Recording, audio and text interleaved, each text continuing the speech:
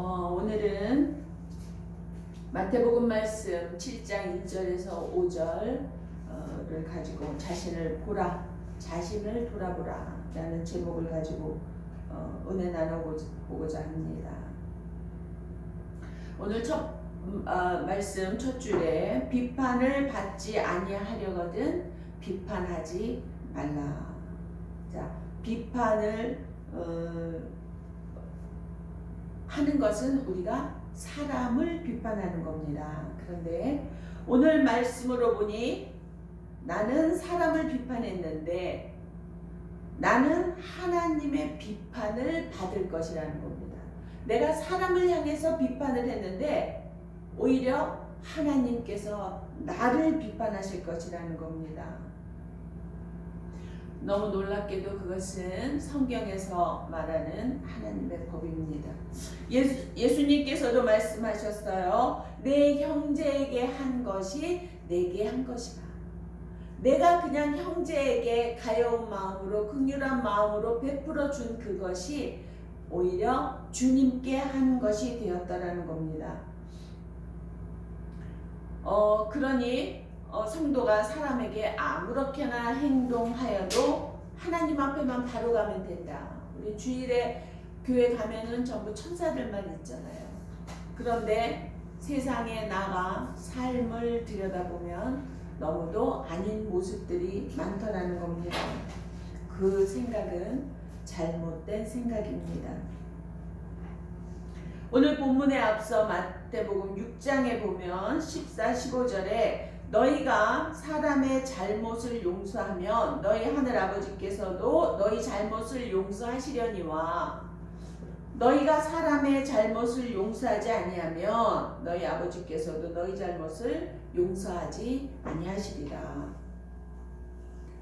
성도가 다른 사람을 사랑하고 또 결점을 덮어주고 용서하는 마음이 있어야 본인도 자신도 하나님의 긍휼과 용서와 사랑을 받게 되는 겁니다. 또한 야고보서 2장 13절에 보면 긍휼을 행하지 아니하는 자에게는 긍휼 없는 심판이 있으리라. 긍휼은 심판을 이기고 자랑하느니라. 긍휼한 마음을 가지는 것은 하나님께서 지극히 아름답게 바라보시는 마음의 자세인 겁니다.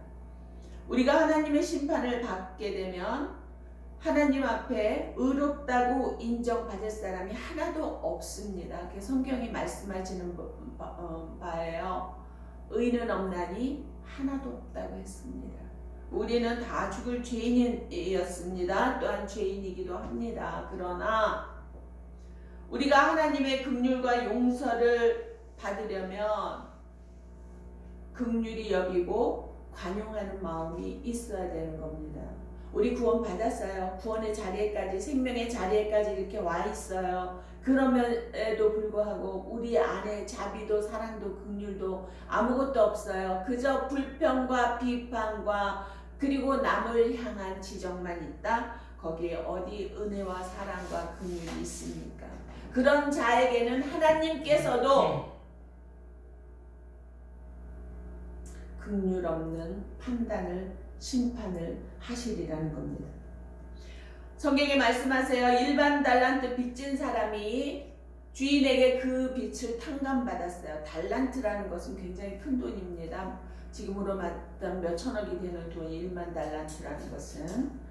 그런데 자기에게 100데나리온 한 1000만원쯤 빚진 자를 길에서 만났더니 왜 남의 돈 안 갚고 그러고 사느냐, 멱살을 잡고 감방에다 쳐넣었어요. 자기는 몇 천억을 탕감받았는데 달란 1000만원 자기 돈 안 갚았다고. 그러니까 자기 것만 귀한 사람이에요. 자기 것만 귀해서 애지중지하는 사람이에요. 감사가 없어요. 그 소식을 들은 주인이 다시 잡아와라. 그래서 네가 그렇게 행했니? 그렇다면 나도 너에게 탕감해줬던 거 다 물릴란다.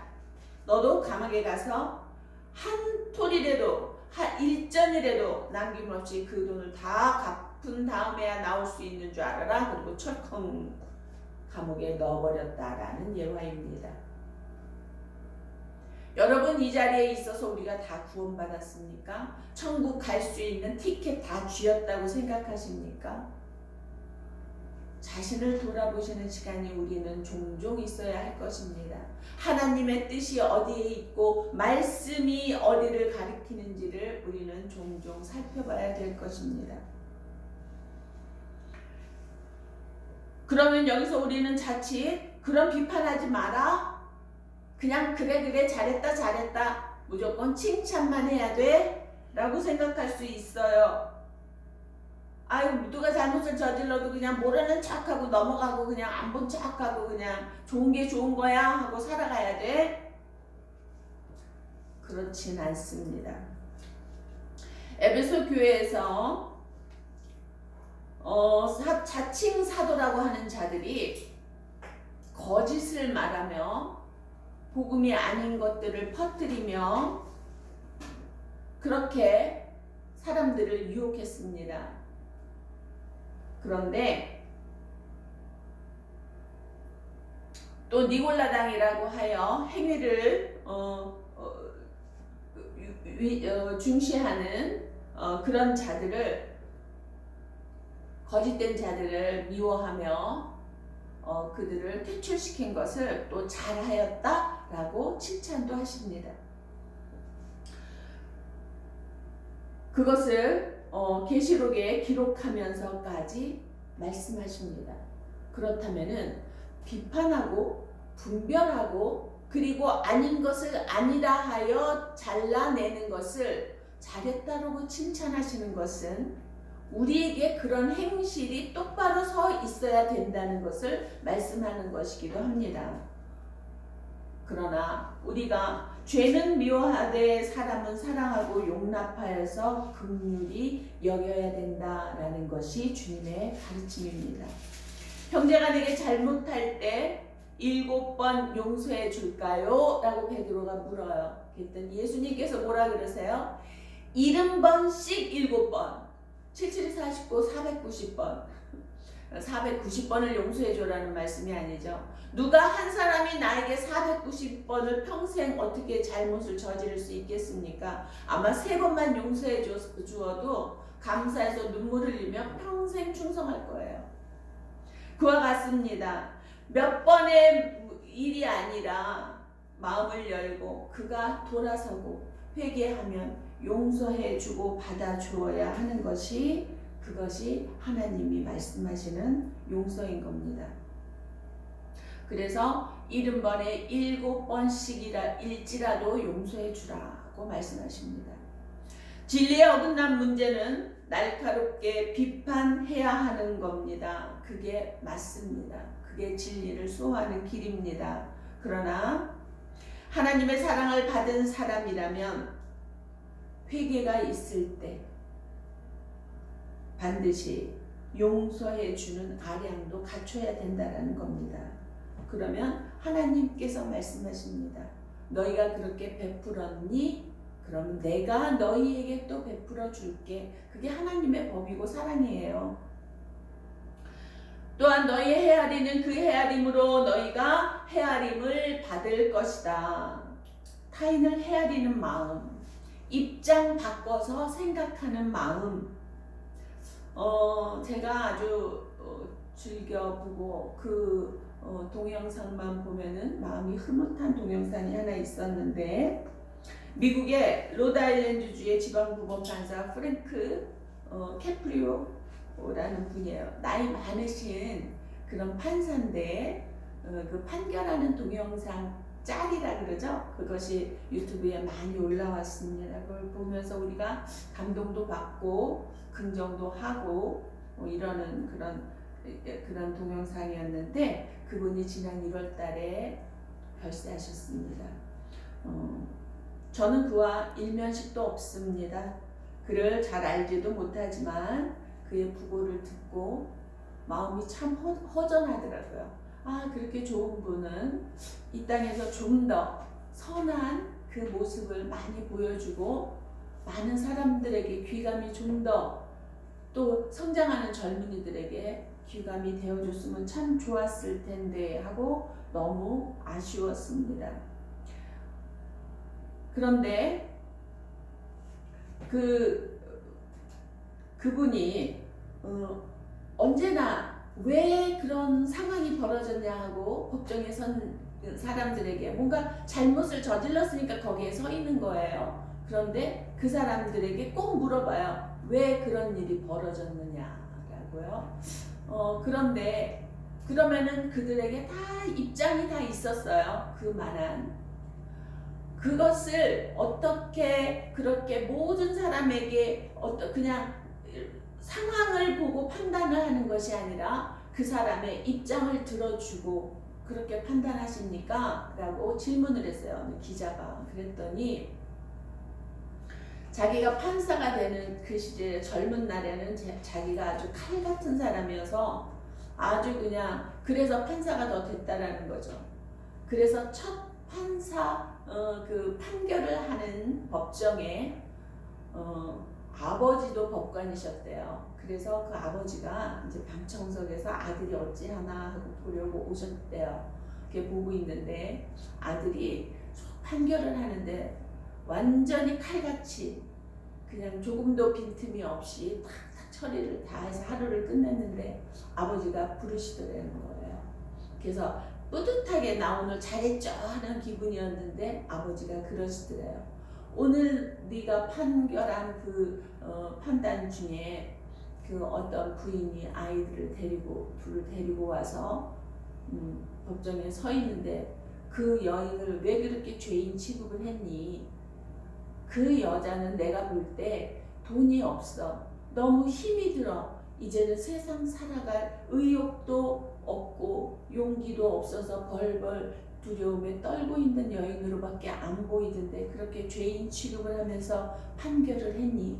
그는 판결을 받을 자가 아니라 도움을 받을 자였더라 라고 말씀을 하시더래요. 돌이켜보니까 자기가 너무 어떤 죄성에만 포커스를 뒀지 그 상황을 보지를 못했다는 그 죄책감에 너무 미안하더래요. 그가 더 얼마나 무서워서 벌벌 떨었었을까를 생각하니까 눈물이 나더랍니다. 그 이후로 자기가 장담컨대 단 한 번도 죄를 보며 판단하지 않고 판결하지 않고 상황과 다 어떤 그 형편들을 보면서 판결하게 되었노라고 얘기를 합니다. 그와 같습니다. 저는 그 생각이 들었어요. 그 판사의 프랭크의 아버지가 바로 하나님 우리 아버지의 마음이셨구나. 그 마음인 거를 그 아버지는 알고 계셨구나 라는 생각이 들더라고요. 그와 같습니다. 우리가 죄 가운데 있어도 하나님은 그 상황을 헤아리시고 언제나 계속적으로 지지해 주시고 용기를 주시고 용서와 사랑을 끊임없이 보여주십니다. 그런데 우리는 계속 지적하고 판단하고 불평합니다. 왜일까요? 오늘 본문 마지막 절에 보면 외식하는 자여 먼저 내 눈에서 들보를 빼어라. 그 후에야 밝히 보고 형제 눈 속에서 티를 빼리라. 나는 깨끗한 것 같고 잘하는 것 같고 괜찮은 것 같아요. 내 눈을 가로막는 들보가 있어서 그렇습니다. 다른 그 원어 성경예를 보면은 You're nothing? 너 아무것도 없는 것 같아? No, it just show up. 굉장히 잘 보여. 내 눈에는 엄청 잘 보여. 네 잘못이 너무 잘 보여. 이렇게 표현하고 있어요. 근데 자기는 혼자 거룩하게 너가 그랬어. 너는 그렇고 너도 그렇고 이러고 지적하고 판단하고 정죄한단 말이죠. 그런데요. 네 눈에 가로막는 들보가 있어서 그래. 그렇게 말씀하고 있습니다. 그래서 하나님께서 이 외식하는 자야 라고 표현을 하세요. 우리는 외식하니까 무슨 소린가 싶지만 그 말씀이 뭐냐면 hypocrite 위선자라는 말이에요. 위선자. 자기의 더러움을 살짝 이렇게 뭘로 가려. 그리고 깨끗한 척을 하는 거라는 거예요. 남을 지적하면 자기는 그렇지 않다라고 얘기하는 것 같죠. 그래서 자기는 깨끗한 것 같죠. 아니라는 거예요. 그렇게 지적하고 판단하는 너는 오히려 더 더러운 위선자라는 겁니다. 우리나라 속담에 보면 똥 묻은 자가 재 묻은 자 나무란다라는 말이 있어요. 자기는 똥 묻히고 다니면서 재 묻은 사람에게 더럽다고 하는 것과 같은 말이에요. 그런데요, 그러니 판단하지 말라 그 말씀이 아니라는 겁니다. 여기 본문에 보면 들보를 빼어라. 네 눈에 들보 먼저 빼어라. 네 눈에 가로막힌 것, 더러운 것, 죄, 모든 허물 다 벗어버려라. 그 다음에 네 형제의 눈 속에 티를 빼줘라라는 거예요. 하지 말라가 아니라, 판단하지 말라가 아니라 너부터 돌아보라. 너부터 온전해라. 그 말씀을 하시는 겁니다, 여러분. 그냥 교회 오면 좋은 게 좋아, 히히 낙낙, 다 천사들만 있고 바보들만 있는 것 같아요. 아닙니다. 그거 옳은 거 아니에요. 아닌 건 아니다라고 말을 하되 용서와 이해의 아량을 가지고 하란 말입니다. 무조건 정죄하고 판단하는 것이 아니라 이해하는 마음, 충분히 이해하지만 이거는 잘못된 거야. 자매같이, 형제같이, 부모같이 품는 가슴으로 하라는 겁니다. 그러나 무엇보다도 먼저 너부터 살피라. 네 자신을 먼저 돌아보라는 겁니다. 그래서 깨끗하고 정결하게 거룩하게 바로 서라는 겁니다. 그게 뭐예요? 우리가 죄 지었는데 어떻게 정결해요? 더 이상 어쩔 수가 없잖아요. 이미 죄인이에요. 어떻게 해야 돼요? 하나님 앞으로 복 주시는 님, 복 주시는 분, 죄 사해 주시는 분, 그분 앞으로 나아가서 회개해야 합니다. 그래서 이 회개는 정말 우리 삶 속에서 너무너무 귀하고 중요한 겁니다. 회개하는 삶을 살아야 합니다. 그래야 내가 분별력이 생기고 영적으로 바로 서서 하나님의 뜻을 바르게 펼쳐나갈 수가 있는 겁니다. 그 회개가 이루어지지 않으면은요, 더 이상 깨끗한 자도 아니며 나는 하나님으로부터 내가 비판하고 판단하는 그것을 기초로 나는 하나님으로부터 그 비판과 판단을 긍휼 없이 받게 될 거라는 겁니다. 오늘의 말씀입니다. 그래서 우리는 정의롭게 살아가되 공의롭게 살아가되 사랑과 온유함과 이해와 긍휼을 가지고 살아가되 먼저 나를 돌아보고 내가 먼저 하나님 앞에 바로 서 있나를 살핀 후에 그리고 그 의를 행해 나가는 삶을 살아야 할 것입니다. 그래서 오늘 자신을 보라 라는 주제를 가지고 오늘을 나눠봤습니다. 오늘도 말씀을 가지고 비판하지 말라. 단적으로 주제가 정해져서 비판 안 하는 것이 아니라 먼저 우리 자신을 돌아보고 하나님의 의를 어떻게 이루어낼 수 있을지 거룩한 고민을 하는 우리 자신들이 되어지기를 주님의 이름으로 축복합니다. 기도하시겠습니다. 사랑의 하나님 아버지, 이 땅에 공의를 바르게 펼치기에 저희들은 너무 부족하고 연약합니다. 그래서 아버지의 도우심을 구합니다. 아버지, 다만 우리가 그 의를 말할 수 있도록 우리 자신을 돌아보아 먼저 거룩한 백성의 모습을 갖추어 나갈 수 있도록 도와주시옵소서. 성령의 충만함을 주시고 제 죄와 더불어 동행하지 아니하도록 늘 분별력 있는 삶으로 영으로 바르게 세워 주시옵소서. 도와주시옵소서. 이 한 주간도 믿음의 승리를 이루어낼 수 있도록 우리 모두에게 성령 충만함 부어 주시옵소서. 감사드렸고 예수 그리스도의 이름으로 기도하옵나이다. 아멘.